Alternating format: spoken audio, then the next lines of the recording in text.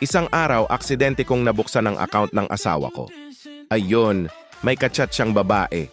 Binasa ko, at may nabasa akong, ang sarap mo, kailan kaya kita matitikman? Napatawa ako. Hindi ako nagalit.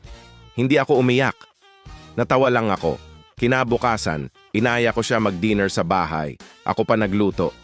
Todo effort syempre. Ang laki kasi ng karneng nakuha ko, sayang naman kung hindi lulutuin. Habang kumakain kami, ngumiti siya. Sabi niya, "Love, ang sarap nito. San mo nabili tong karne?" Napatingin ako sa kanya. Ngumiti rin ako, sabi ko, "Ha? Binili?" "Hindi ko yan binili. Di ba sabi mo gusto mong matikman yung babae sa chat mo?" Tumigil siya sa nguya. Sabi ko, "Ayan, ako na gumawa ng paraan. Masarap ba? Magpakasawa ka.